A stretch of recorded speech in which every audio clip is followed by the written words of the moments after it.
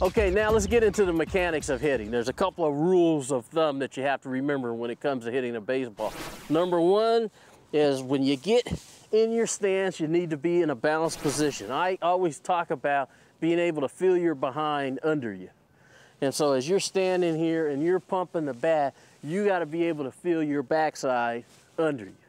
Okay, nice balanced position. Now, two things have to happen before you can pull the trigger and swing the bat. Number one is that pitcher is winding up and getting ready to get to his release point. You've got to take your hands back and set your front foot down. Okay, when the pitcher gets to the release point, you're going to take your hands back and set your foot down in a balanced position. When you set your foot down, it's like stepping on a pillow. And notice, now I'm going to turn sideways here. Notice when you take your hands back and you set your foot down that your body's not drifting forward. When that front foot hits the ground, your body's got to stop. You can't leap forward and get weight over your front leg, otherwise you're going to make out. So that's the first part.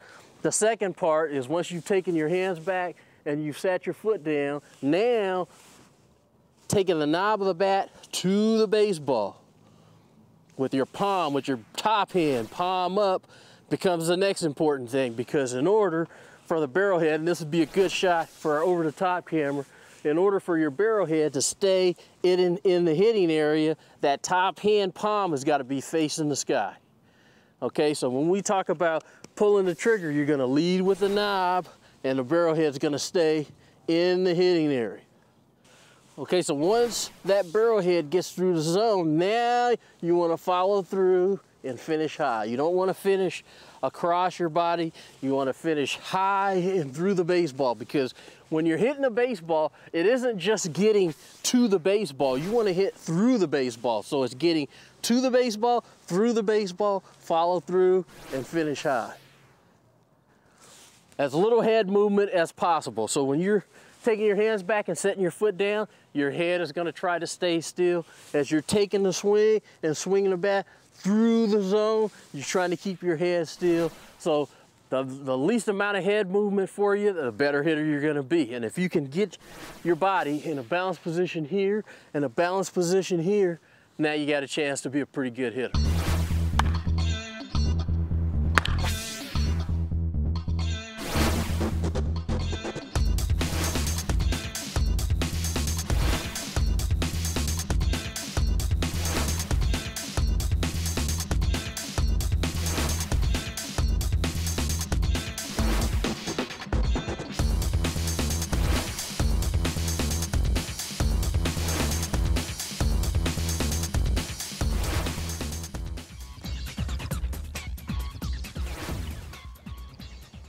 Now you ask, are there any other things that can help me become a better hitter? Yeah, there's a lot of things that can help become a better hitter.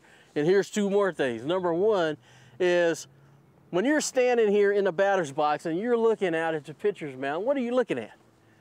Because as a hitter, the first thing I want to know is where's his release point? And here's a good trick to do. What I used to do when I was standing here was that I would look at the logo on the pitcher's cap.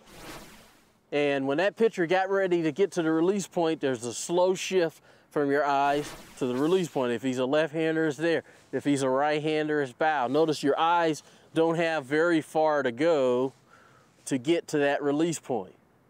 Okay? Now, lots of people want to know, okay, what determines where I hit the baseball? And really, it's very simple. The further you let the ball get deep, the more apt you hit the ball the other way. So if I'm a left-handed hitter and I let the ball get deep and I hit it right there, then I'm going to hit this ball to left field. And what happens is like we talked about in the drills, you get in position, it's left field, center field, right field. Okay, notice that in all three, I'm leading with the knob and the palm is up. Okay, now, less chances for mistakes is letting the ball get deep. Okay, more chances for mistakes is trying to hit the ball out front, because you've got that much room to determine, that much time to determine where you want to hit the ball. So if you're going to hit the ball out in front, there's a bigger margin for error out here than it is letting it get deep and hitting it back here. Okay, so remember, left field, center field, right field. Or if you're a right-handed hitter, it's just the opposite. The further you let it get deep, the more apt you are to go to the other field.